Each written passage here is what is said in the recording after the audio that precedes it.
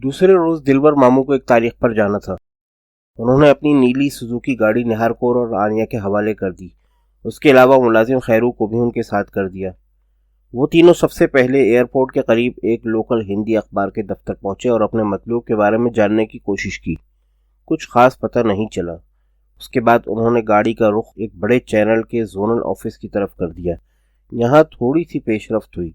उन्हें पता चला कि मतलूबा नौजवान का असल नाम शहबाज हैदर है, ताहम उसे सहाफ़ती हलकों में शहाबी हैदर के नाम से जाना जाता है।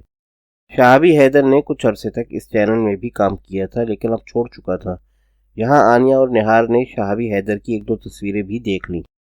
आनिया और निहार को लगा कि उन्होंने शेर बच्चे के पोते के बारे में जैसा सोचा था वैसा ही पाया है। दराज कद, चौड़े शाने, रोशन पेशानी, मर्दान की इसके पूरे सरापा में रची बसी नजर आती थी। वो कहीं आतिशज़दगी के मकाम पर माइक थामे खड़ा था और इसकी आंखों में शोरों की सुर्खी मुनकिस हो रही थी। अगला रोज बड़ा कारगर साबित हुआ। सुबह सवेरे ही उन्हें पता चल गया कि मारूफ कोह पैमा तैमूर हैदर का बेटा और शेर बच्चे का पोता शहाबी हैदर दिल्ली के इंग्लिश न्यूज़ चैनल से वाबस्ता है, जो राजौरी डिस्ट्रिक्ट में चैनल की नुमाइंदगी करता है। वो आजकल यहाँ सीनियर फील्ड रिपोर्टर के तौर पर भी काम कर रहा था। दोपहर तक इसकी रिहाइश का एड्रेस भी आनिया और निहार को मालूम हो गया। आनिया बेहद एक्साइटेड थी। बिलाखिर वो शेर बच्चे असदुल्लाह की मौजूदा नस्ल का खोज लगाने में कामयाब रही थी। अब वो इस नस्ल के एक फर्द से मिलने जा रही थी। दोपहर के थोड़ी देर बाद आनिया और निहार दिलबर मामू की सुजुकी कार में सवार गद्दी बादशाह ज़ियारत के करीब शहाबी हैदर की रिहाइशगाह पर पहुंच गईं। शहाबी हैदर से मुलाकात के हवाले से उनका एक प्रोग्राम था, लेकिन जब वो मौके पर पहुंची तो सारी प्लानिंग धरी रह गई। वहां पहले से एक हंगामा बरपा था। एक बड़ी कोठी जिसकी पेशानी पर जुबाब मंजिल की तख्ती लगी हुई थी, उनके सामने थी। कोठी के सामने दर्जनों लोग जमा थे। बहुत से राहगीर भी वहां रुक गए। कोई जोरदार झगड़ा चल रहा था। निहार और आनिया ने कार कुछ फासले पर खड़ी की और पैदल ही चलकर मौके पर पहुंची। उन्होंने शहाबी हैदर को पहचान लिया। उसका गिरेबान फटा हुआ था और चेहरा लाल भभू का हो रहा था। उसने एक उधेड़ उम्र मिस्कीन सूरत औरत को कंधों से थाम रखा था। वो गिरजा, मैं कहता हूँ अम्मा जी आप अंदर चलें, मैं देख लूंगा इनको, अंदर चलें आप। वो दुबली पतली उधेड़ उम्र औरत को खींचता हुआ कोठी के गेट के पास ले आया। इसके एक दो मददगार उधेड़ उम्र औरत को अंदर ले गए। इस दौरान में बड़ी तोंद वाला एक शख्स आगे बढ़ा और कड़क कर बोला, शहाबी ये तू अच्छा नहीं कर रहा, हम तुझे इस तरह नहीं करने देंगे।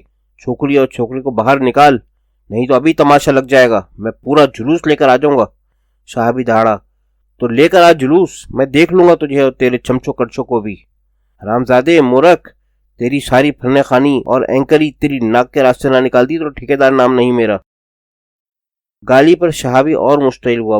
वो खतरनाक अंदाज में तोंद वाले ठेकेदार की तरफ बढ़ा।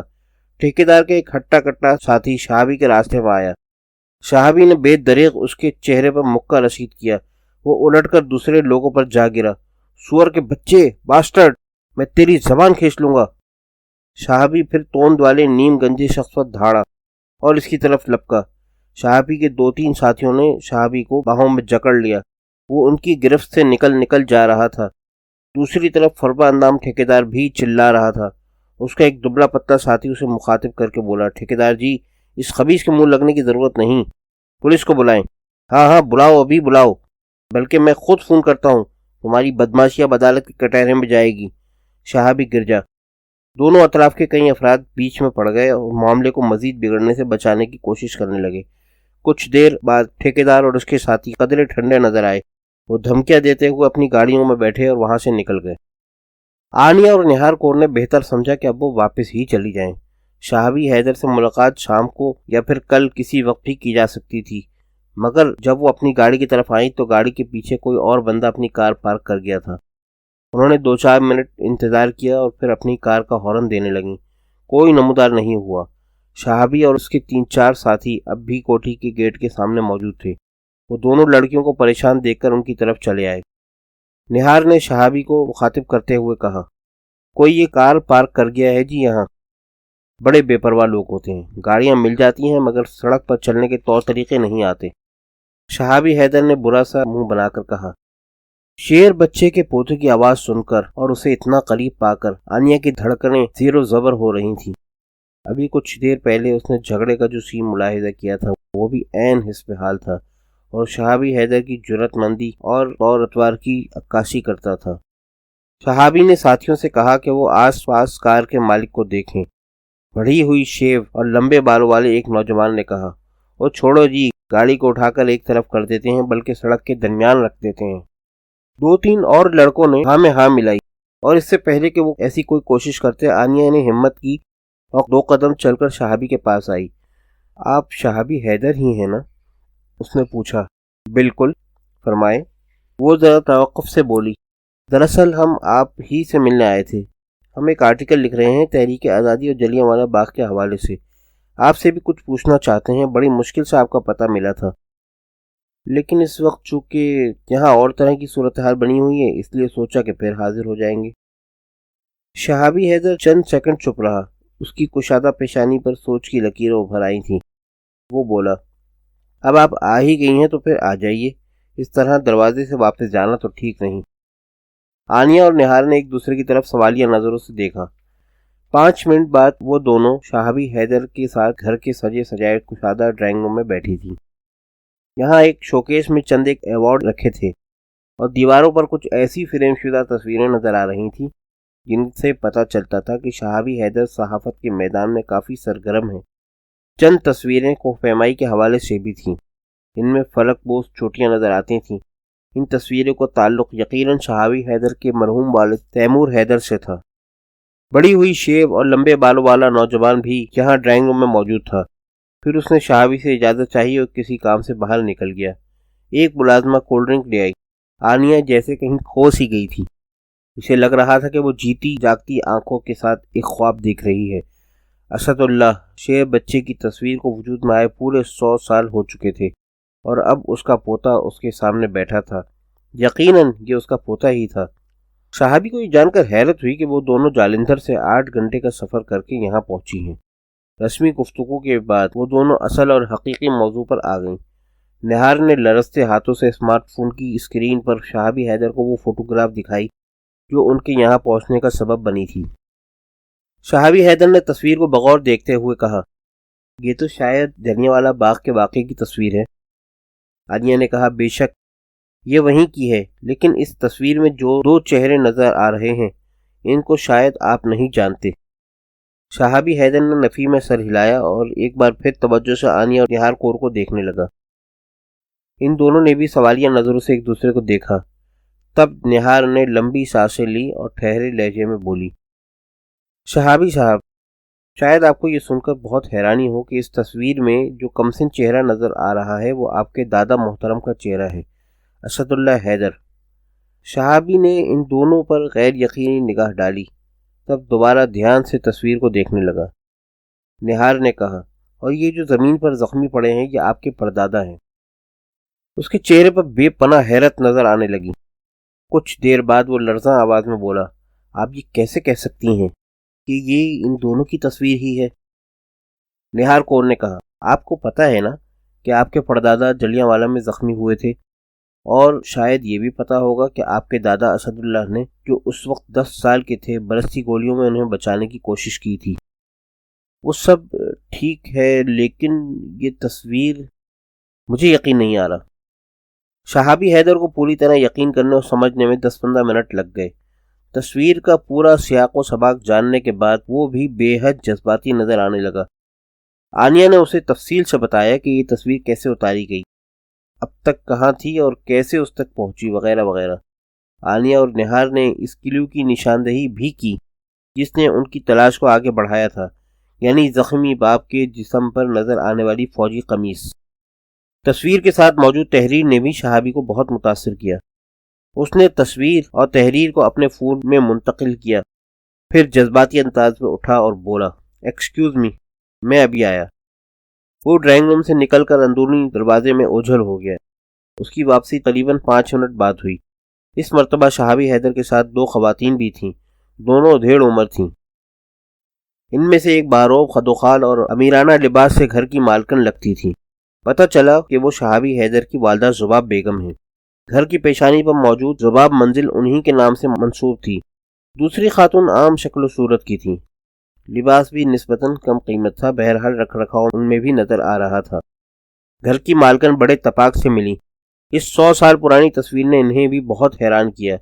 وہ آنیا اور نہال کے قریب ہی بیٹھ گئیں، بڑی توجہ سے تصویر کو دیکھتے ہوئے بولی، اگر یہ واقعی میرے شوہر کے محترم والد کی تصویر ہے تو ہم سب کے لیے بے حد اہم ہے۔ سادہ لباس والی دوسری خاتون بھی اشتیاق سے تصویر پر نگاہیں جمائے ہوئی تھی۔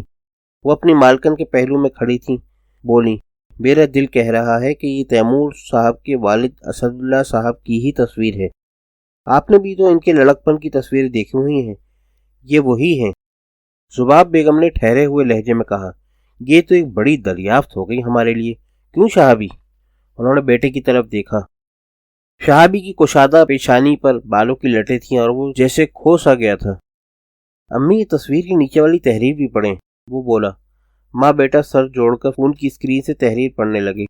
ان کے عقب میں کھڑی دوسری خاتون نے بھی موٹے شیشوں کی اینک کے پیچھے سے پڑھنے کی کوشش کی۔ مالکن کی طرح ان کی عمر بھی 60 کے لگ بھگ تھی۔ ان کو شہابی آیا خالہ کہہ کر پکار رہا تھا۔ اس فیملی کے لیے یہ سب کچھ بہت دلچسپ اور سنسنی خیز ثابت ہوا تھا۔ زباب بیگم نے بھی آنیا اور نہال سے اس ساری تگودو کے سلسلے میں سنا جو ان دونوں نے اس تصویر کے ساتھ یہاں پہنچنے کے لیے کی تھی۔ شہابی حیدر بھی آرام سے بیٹھا یہ گفتگو سنتا رہا۔ تھوڑی دیر پہلے کوٹھی کے باہر ٹھیک ٹھاک جھگڑا ہوا تھا، تاہم اس جھگڑے کے سبب کسی طرح کا تناؤ یا تفکر شہابی کے چہرے پر نظر نہیں آتا تھا۔ کچھ دیر بعد شہابی کے موبائل فون پر ایک کال آ گئی۔ اس کے چہرے پر سرخی جھلکی اور وہ کشادہ ڈرائنگ روم کے ایک کونے میں جا کر فون پر بات کرنے لگا۔ آنیا اور نہار کور کو اندازہ ہوا کہ یہ گفتگو اسی جھگڑے کے سلسلے میں ہے۔ نہار نے ذرا جھجکتے ہوئے زباب بیگم سے پوچھا، آنٹی جان یہاں کوئی جھگڑا ہوا ہے؟ انہوں نے ایک گہری سانس لی۔ جھگڑا تو کسی وجہ سے ہوتا ہے، یہ سراسر بدماشی ہے جو یہ لوگ کر رہے ہیں۔ جب لڑکا لڑکی بالغ ہیں، راضی ہیں، تو پھر یہ لوگ کون ہوتے ہیں انہیں ایک دوسرے سے دور کرنے والے؟ یہ پکی بات ہے، ان خبیثوں کا ارادہ ان دونوں کو مارنے کا ہے۔ ہاں جی، باہر کچھ باتیں تو ہم نے بھی سنی ہیں۔ وہ لوگ کسی لڑکی کو باہر نکالنے کا کہہ رہے تھے۔ لڑکی ہے اور اس کا شوہر بھی ہے، دونوں نے اپنی مرضی سے کورٹ میں نکاح کیا ہے، دونوں مسلمان ہیں۔ لڑکی کا باپ پکا مسلمان کہلاتا ہے، مگر جس طرح کی باتیں کر رہا ہے وہ اسلام میں کہیں نہیں ہے۔ ہمیں پتہ ہے صلح کے بہانے یہ لوگ لڑکے لڑکی کو یہاں سے لے جائیں گے اور ان کے ساتھ کچھ برا کر گزریں گے۔ یہ بڑی توند والا ٹھیکیدار کون ہے؟ وہ بہت بڑھ چڑھ کر باتیں کر رہا تھا، آنیا نے دریافت کیا۔ لڑکی کا باپ سلیم احمد اسی کے پاس فورمین کے طور پر کام کرتا ہے، بلکہ ٹھیکیدار کا سارا کام اسی نے سنبھالا ہوا ہے۔ یہی وجہ ہے کہ ٹھیکیدار اس طرح بڑھ چڑھ کر سلیم کی حمایت کر رہا ہے۔ لیکن اب یہ سب کچھ بیٹے شہابی کے علم میں آ گیا ہے، وہ اس طرح ان کی سینہ زوری نہیں چلنے دے گا۔ زباب بیگم نے ہال کمرے کے گوشے میں کھڑے شہابی حیدر کی طرف دیکھا جو ابھی تک فون پر گفتگو کرنے میں مصروف تھا۔ زباب بیگم نے نہار کور اور آنیا کو مخاطب کرتے ہوئے کہا، آؤ میں تمہیں دکھاؤں ان دونوں بچوں کو، بالکل سیدھے سادے ہیں، کیا زندہ رہنا ان کا حق نہیں ہے؟ وہ نہار اور آنیا کو لے کر ایک قالین پوش راہداری سے گزری اور پھر ایک کشادہ کمرے میں پہنچی۔ آیا خالہ بھی ان کے پیچھے پیچھے آ رہی تھیں۔ کمرے میں ایک لڑکا اور لڑکی ڈرے سہمے پرندوں کی طرح بیٹھے تھے۔ لڑکا بمشکل 20 سال کا ہوگا، لڑکی کی عمر 18 کے لگ بھگ دکھائی دیتی تھی۔ لڑکی کے گولے چٹے ہاتھوں پر مہندی کا رنگ اس بات کی گواہی دیتا تھا کہ اس کے نکاح کو 1-2 ہفتے ہی ہوئے ہیں۔ معصومیت اس کے چہرے سے ٹپکی پڑتی تھی۔ لڑکا ذرا ہوشیار دکھائی دیتا تھا، تاہم اس کے چہرے پر بھی سچائی کی چمک تھی۔ کمرے کے ایک گوشے میں بوڑھی غریب صورت عورت جائے نماز بچھائے سسک رہی تھی، جسے تھوڑی دیر پہلے آنیا اور نہار کور نے باہر جھگڑے کے دوران میں دیکھا تھا۔ معلوم ہوا کہ یہ لڑکے ظہیر کی بیوہ والدہ ہے، دونوں بچوں کے انجام سے سہمی ہوئی ہے۔ زباب بیگم نے اسے گلے سے لگا کر تسلی دی اور کہا، فکر نہ کرو بہن، سب ٹھیک ہو جائے گا۔ دبلی پتلی عورت نے روتے ہوئے کہا، بیگم جی، شہابی بیٹے سے کہیں کہ ہمیں اپنی اس 4 دیواری سے نہ نکالے، یہ لوگ چیر پھاڑ کھائیں گے ہم کو۔ زباب بیگم بولی، کہاں ہے نا، وہ نہیں نکالے گا، اور اگر ضروری بھی ہوا تو اس سے زیادہ محفوظ جگہ پر رکھے گا تمہیں۔ وہ ابھی علاقے کی DSP سے بات کر رہا ہے، اس کے جاننے والوں میں سے ہے۔ ویسے بھی کورٹ میرج کے پیپر تمہارے پاس ہیں، قانون تمہاری طرف ہے، ان لوگوں کی طرف نہیں۔ معصوم لڑکی کا نام نادیہ اور لڑکے کا ظہیر تھا۔ ذباب بیگم کو دیکھ کر نادیہ نے بھی سسکنا شروع کر دیا۔ ذباب بیگم نے اس کے سر پر بھی ہاتھ پھیرا اور پھر آنیہ اور نہار کے ساتھ واپس ڈرائنگ روم میں آ گئی۔ شہابی اب بڑے مطمئن انداز میں صوفے پر بیٹھا ایک میگزین کی برقگردانی کر رہا تھا۔ اس نے والدہ کو بتایا کہ ڈی ایس پی اور مقامی ایم پی اے راجہ انور سے اس کی بات ہو گئی ہے۔ جب تک یہ معاملہ پوری طرح سیٹل نہیں ہو جاتا، لڑکا اور لڑکی اور لڑکے کی والدہ ایم پی اے راجہ انور کی تحویل میں رہیں گے اور پوری تسلی تشفی ہونے کے بعد ہی انہیں کہیں اور بھیجا جائے گا۔ ذباب بیگم کے چہرے سے بھی اضطراب اور تناؤ کی کیفیت کم ہو گئی۔ گفتگو کا موضوع ایک بار پھر وہی نادر تصویر بن گئی۔ انہوں نے اپنے مرحوم شوہر تیمور حیدر کا ذکر کرتے ہوئے کہا، وہ بھی اکثر جلیانوالہ باغ کا اور وہاں ہونے والے سنگین واقعات کا ذکر کیا کرتے تھے۔ 1988 میں جب تیمور نے پہلی بار ناگا پربت سر کی تھی تو چندی گڑھ میں ان کے لیے ایک استقبالیہ تقریب منعقد ہوئی تھی۔ ان کے والد مرحوم اسد اللہ حیدر کی قبر بھی وہیں پر ہے۔ ہم ان کی قبر پر بھی گئے تھے۔ قبرستان میں ہی نیم کے ایک پیڑ کے نیچے بیٹھ کر تیمور نے جلیانوالہ باغ کا سارا واقعہ دہرایا اور بتایا کہ اس اندوہناک واقعے نے ہندوستان کی تحریک آزادی میں کس طرح نئی روح پھونکی تھی، اس قتل عام کے بعد کس طرح بر صغیر میں جابر انگریزوں کے دن گنے گئے تھے۔ ذباب بیگم نے معروف مسلمان قانون دان سیف الدین کچلو کا بھی ذکر کیا، جن کی گرفتاری کے بعد مسلمانوں میں بھی انگریزوں کے خلاف اشتعال میں زبردست اضافہ ہوا اور انہوں نے اپریل 1919 میں جلیانوالہ باغ کے مزاحمتی اجتماع میں بھرپور شرکت کی۔ یہ گفتگو ختم ہوئی تو ذباب بیگم نے محبت بھری نظروں سے آنیہ اور نہار کور کی طرف دیکھا اور بیٹے شہابی حیدر سے مخاطب ہو کر بولی، بھائی یہ اتنی دور سے چل کر ہمیں ملنے آئی ہیں، انہیں ذرا راجوری میں گھماؤ پھراؤ۔ شہابی نے میگزین ایک طرف رکھتے ہوئے کہا، تو کہاں جانا پسند کریں گے آپ؟ نہار ایک دم سے بول اٹھی، یہ ونیدر فورٹ کدھر ہے؟ اس کے بارے میں کافی سنا ہے، زیادہ دور نہیں، آپ کہتی ہیں تو کل چلیں گے۔ یہاں سے بمشکل 15 منٹ کی ڈرائیو ہوگی، آپ کے گھر سے 30-40 منٹ کی۔ موسم اچھا ہی ہے، صبح کے وقت بھی جا سکتے ہیں۔ وہیں بیٹھے بیٹھے اگلے روز فورٹ اور سائیں گنجی بادشاہ کی زیارت دیکھنے کا پروگرام بن گیا۔ ذباب بیگم نے آنیہ اور نہار سے وعدہ لیا کہ وہ کل ڈنر ان کے ساتھ کریں گی اور نہار اپنے ماما جی دلبر سنگھ کو بھی ضرور ساتھ لائے۔